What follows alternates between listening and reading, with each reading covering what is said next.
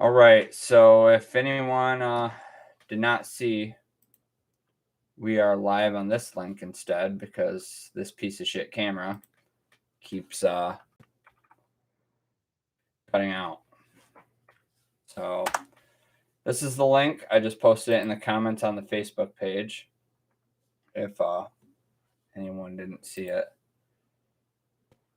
So anyway, we are live, obviously. And it's Taylor and I. We're going to talk about myths with the paranormal, I guess. Myths on investigations, because that is I'm just changing the links really quick here also, guys. So bear with me here because everyone has the link to the old video, which this is not the old video. This is the new video. But nonetheless, sharing links. But anyway, myths in the paranormal field regarding paranormal investigation.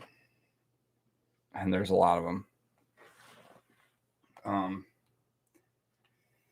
I talked about a bit on the podcast that I was on, Paranormal Road, about how people expect to have activity the entire time, and that's just simply not the case. A lot of the times you will only get activity for maybe an hour, if that. That's actually really good investigation if you get activity for an hour out of the night. Usually it's like 10 minutes. But yeah, any TV show that you watch, including ours even, really, what you're getting out of that is the highlights. Basically, it's a highlights reel. So think of, like, if you're watching football, all the 3 and outs, they don't show that on a highlight reel. They only show the touchdowns and everything. That's what you get basically when you watch paranormal shows as well. And along with that, people think I've seen a lot of things where people get possessed during investigations. It doesn't happen. I don't know a whole lot about possession. It's not really my forte. But I do know that it is not a fast process. It's a very lengthy process in which an entity wears you down if you believe in it at all, which I'm on the edge. But it doesn't happen in one night. It just doesn't. I'm sorry, it doesn't. And that's a lot of misconceptions with a lot of paranormal investigators. They go out there and they claim they got possessed. Maybe not. Like, you didn't. Sorry. Like, you can say that it's an experience you had, but it's really not. It's especially just investigating a place for a few hours in a night, you didn't get possessed. Oppression is something that I'm a little more, that I buy into a little more, and that's something where energy and inacting energy wears on you. And that's something I could kind of see. And that might be what people are mistaking for oppression. That and investigating is just that an emotional influence kind of goes hand in hand with yeah, that. Yep. And investigating itself is just it's a stressful process, or at least it can be, especially when you're in charge. And you forget a monitor. When you forget a monitor for one of your biggest investigations that you've done that year, yeah, it can be stressful. And so irritability is not to be confused with possession. It's not. The team may beg to differ. Yeah. People not knowing their place and you get irritated, and that's another thing. You gotta kind of try and stay calm, especially as the leader. Especially like when you're with a group that may not know as well. Inexperienced. Yeah, like my investigators are all pretty well trained. We make sure that people know what to do, but some teams are more recreational than ours, and we worked with a couple of those teams, and I didn't quite get that sometimes, and it can be irritable, but it's not possession. Even if you're at a place where possession is notorious or whatnot, it's just not something that happens overnight. Okay. And anyway, so we would love some input from you guys. I don't know who all is watching. I see we have a couple viewers, but if you have, if you're signed in anyways and you want to throw anything in there, actually, I gotta change some stuff here.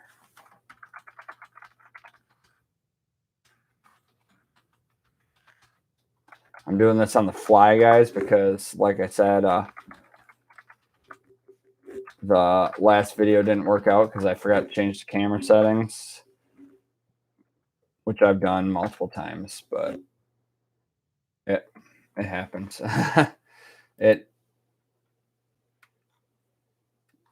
it happens. I mean, this stuff is relatively new to me. I don't always think about it. I want to hear more about oppression. Okay, so oppression. Basically, entities. Well, I think you should start with entities are energy. They're And energies. energy, just like high voltage fields, can impact you and have a toll on your mental well-being. Yes, and these entities, they need to draw energy off things in some cases that we found in order to manifest. Now, whether they draw it off your equipment batteries, the power that's already in the location, or a person is a different story. And when they draw it off a person, it makes you feel very lethargic, makes you feel tired, and it can make you irritable. That might mimic depression in some cases, especially if you're already tired, because most of the time these investigations are taking place at all hours of the night. Yeah, it can make some people even cry if they're really pushed too much. So that's oppression, and that's semi-common. I wouldn't say it's super common, but it can be mistaken for less seasoned investigators as being partially possessed, and you're just not going to get possessed overnight. Like, it's just not going to happen. I think people also confuse it too, where in very rare cases, an energy can draw your attention on your psyche and you'll be like hyper fixated on an area, but it can also be your paranoia in the back of your head. But that also, that pressure on your attention to hyper focus and fixate on something could be seen as also labeled as a possession. Like, it forced me to stare over at this, it wanted me to see something, and it could be just, I don't know. Could literally be anything, but like We've had that phenomenon happen before. Hyperfixation on a, I feel like you're in a daze. Yeah, and I would honestly, guys, I would love if you could tell someone about this and get someone on here that could argue this with me, because I would love to argue with someone about this. You love to argue. Yeah, but like legit, I just do not see any way, because possession, if you look it up, it's the definition. It's where an entity wears someone down over the course of time and then takes control of their mind and body, eventually being able to move in once they weaken them enough. I don't see anyone that's not already weakened that would be possessed in a single night. It just doesn't, like, and on top of that, possession itself during an investigation, like we've said before, we've never come in contact with a demon, and we've been to all sorts of cases: Waverly Hills, Bobby Mackey's, a few other locations that people have claimed. Hollywood likes to think that demons are just all over the place, and if you look, you'll find them. Yeah, and it's just not. Most demons are with people, not locations. That's That's the long and short of it. It's just but as far as demonically possessed locations, never seen it. A non-demonic entity can growl just as much as Right. a demonic. Yeah. I mean, haven't you ever seen biblical angels? I'm sure they're capable of growling too. Right. Yeah. So and it all depends on your beliefs as well. Like some people believe like every entity is a demon because you either go to heaven or hell when you die, and that any entity that shows itself as trying to trick you into thinking it's something, but it's really a demon. And that's a good point, actually. I wonder if the hyperfixation on a lot of entities being demons is Hollywood or religiously driven, that anything that walks the earth after death is. I don't know. Our unified belief here at MBPT, and I allow all my investigators to have their own beliefs on what an entity actually is because it's not scientifically proven. It could be whatever. But our main stance is scientific and our beliefs are just energy. It's just an energy and it exists not in our spectrum. That's why we can't see it, but we can communicate with it through the equipment that we have. So, and that's honestly, if you think about it, most of our evidence is residual type haunts, which maybe we should go into that. residual? Residual versus what is it, active, I think is the other word. Intelligent. Intelligent. But I mean, it is active. It is, yeah. It's all active. But residual is kind of just like an imprint on time. It's like a record. You can't communicate with it. It's not even a spirit. It's nothing. It's an energy on a loop. It's an energy caused by a large, like it's an imprint from energy from the past. Person existing can even. But you can't interact with it. If you see it, you're lucky. If you don't, you're not. It's on a loop, and the loops can be very predictable in some cases, and other cases they are not predictable at all. Like those people who say that they always hear knocking at midnight or something. Mm-hmm. Like a lot of the entities, a lot of the energies at like Gettysburg and stuff like that, those are all residual. And so, I mean, residual hauntings are probably by far the most common, but they're not the only one. Intelligent hauntings are where there's actual energy that can interact with you. And it's believed to be someone who passed and their energy is still left. And it still can think and react like a human being, but it doesn't have a body. And that's what an intelligent entity is. And those are the ones that scare people because they actually interact with them. And those are the ones that a lot of people think are demons, which it's just a person without a body most of the time. People can be happy, sad, angry, and indifferent. Who's to say they can't be the same without a body? And then that leads to inhuman, which is demons and stuff like that. But we already talked enough about that. Or monkey ghosts. Yeah. Don't. But anyway, so there are a lot of myths out there regarding paranormal investigating that people think that it's going to be all crazy the entire time. It's going to be a terrifying experience. And we've walked into places where you're like, oh shit, I'm really here. And wow, yeah, I'm a little nervous for this one. I mean, I've never really been scared of a location, but a little nervous. Didn't know what the night was going to bring. And towards the end of it, you're just like, oh yeah, yep, just another investigation for the most part. And that's really how it goes with investigating the paranormal. It's a long process. It doesn't. There's no short way to do it. It's always a long process. You're at a location for a minimum of, I'd say, 6 to 7 hours, and that's it. small location that you can get set up in no time and get all your interviews and everything out of the way right away. So you're at a location for a minimum of 7 hours. I'd say upwards of, we've been to a location for 12 to 14 hours before. And that's only one night. That's not including if you do a second night or anything like that, which we've done that as well. And in all that time, like I said, we've never had anything demonic and no one's ever gotten possessed. And that'll lead me back to my first topic. You're not going to get possessed in a single night while investigating. It's just not going to happen. I'm sorry, guys. Like, Hollywood may have told you that happens, but it doesn't. It's just not going to happen. I see we have a few people on. If you're logged in and you want to say something, go ahead and shout it out in the chat. We'll be more than happy to answer any questions. We'll stay on for a couple more minutes.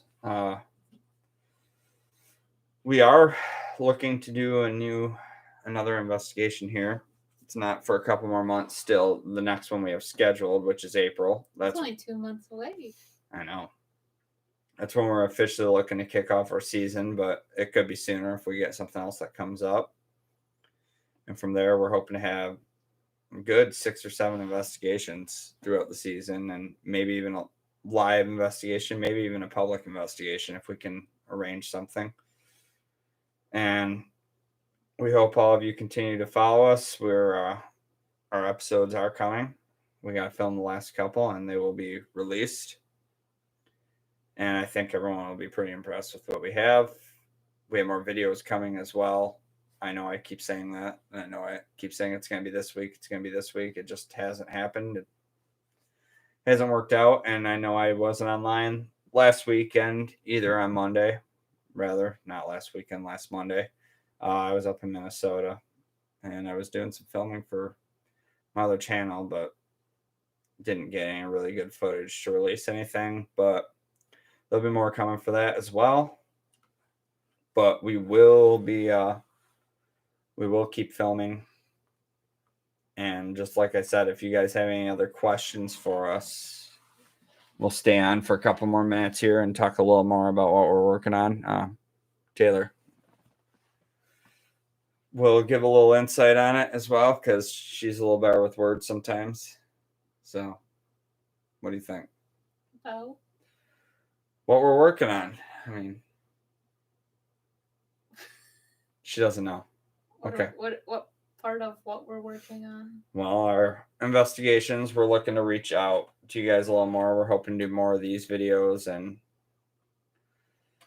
everything else. But it's kind of been a rough go at finding cases for, I think, most paranormal teams really due to the pandemic, but that's kind of winding down itself too. So we're hoping we can get back into it, and hopefully we can get more content out to you guys. And other than that, I mean, we usually stay on here for about 20 minutes. We got about a minute and a half. So if there's any last thoughts you guys have, go ahead and send them in the chat there. But other than that, that's just what we wanted to talk about, was some misconceptions about investigating. I mean, there's many. There's a lot more there's a ton more than we could discuss. And we didn't even touch on Ouija boards. Yeah, don't use them. Not because they're evil, but because they just are a trick of the subconscious mind. Kind of like the pen on paper trick too. Right. It's all your subconscious mind playing tricks on you. Or that yes/no board. Yeah. I mean, there's all sorts of them. Are most of your spirit's energy communicated? Yeah, I think they honestly lean more indifferent. Yeah, they're indifferent. They can be very friendly in one instance, and then they'll get mad in another. I mean, it's not. Depends. Yeah, we've never had anything too. We've never really had anything too hostile. We've had a lot of touching, but that doesn't necessarily mean negative. Right, and a lot of the time that's curious. The only time it's even been slightly negative has been a clientele, and it was mostly negative towards him, so it wasn't really negative towards us. And we helped him out as much as we could. I feel like we get a lot of playful. Like, yeah. It'll like make a noise and then it'll do the noise, but it'll be really far away, like to tease you. Mm-hmm. We get a lot of that. And like I said, a lot of our entities that we bipolar spirits, yeah. Or our favorite is like when we'll ask a question, we like, can you tell us your name? And we'll get a response like, why? but a majority of the entities, like I said, that we deal with, like a lot of the stuff we find is residual. Mm-hmm. So they're not anything. They don't communicate with us. It just is there doing its own thing. And we're just lucky enough to be there at the time when the loop is happening and we catch it. So that's, but nothing really incredibly negative, I wouldn't say. No, I can't really think of any instances in my current memory of a negative encounter, to be honest. But other than that, unless you count hair pulling. Yeah, but I don't know. But that could have been a touch gone too aggressive. Right. I don't know how much their dexterity works. Don't know. No one really ever will, I don't think. Some are apparently really good if they can write on walls. Oh, well.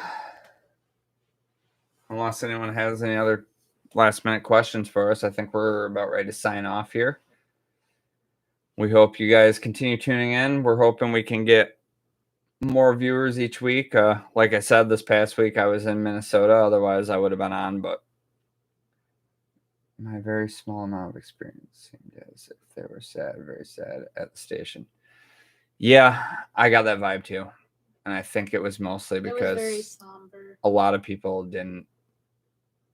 I think everyone knew they were fighting a losing battle there, honestly, Franny. There wasn't enough funding to go around, and there was no way.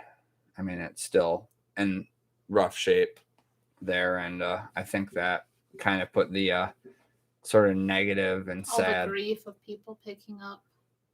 Yeah, and it just amplified it because, I mean, it would have been a sad place regardless because of the soldiers and everything, but it also would have been a happy place. Think of all the families that were reunited.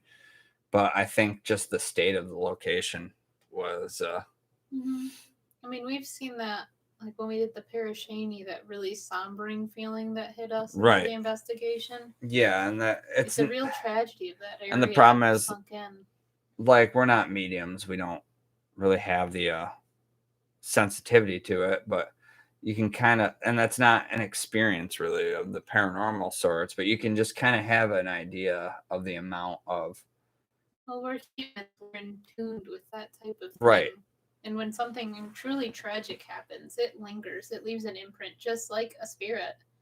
Like, if you go to any war memorial, like, even if you go to, like, the 9/11 memorial, the environment and atmosphere there is completely different than anywhere else. Exactly. The Sandman seemed very amped. Yeah, and it could be the state of decay and forgotten. Yeah, and I mean, I don't want to spitball here. It could be a number of things, but it definitely had a sad feel to it, and it kind of amplified itself even more so during our investigation there. I mean, I'd like another investigation there. I know it'll never happen, but it'd be nice with what we know now as opposed to what we had back then. I mean, it would be a lot nicer to have all the equipment that we have now in that location, and our organization is through the roof now as opposed to back then. We were just kind of getting off the ground, figuring things out. But the station was one of my favorite cases, and like I said, I just wish I would have been able to do it justice because I was fairly inexperienced at the time, but I can see where you're coming from a personal perspective about that location, because it was a sad feeling to the air. And I mean, yeah, that's And we've gotten that a couple places, like she said, Parashani. Trying to think if there was anywhere else. Oh, I'm sure there is. That's just not coming straight to mind. You never know. Yeah, we'll see. We've done a lot of cases. It's hard to just go through the catalog. Right, yeah, it is. But that's probably one of my favorites that is stuck with me. And speaking of favorites, there is a video with Mike and I of our unanimous top 5 locations we've been on our channel. So if you want to check that out, give us a thumbs up, give us a like, give us a subscribe, and tell your friends. But we're going to sign off here for now, and we'll see you guys next Monday.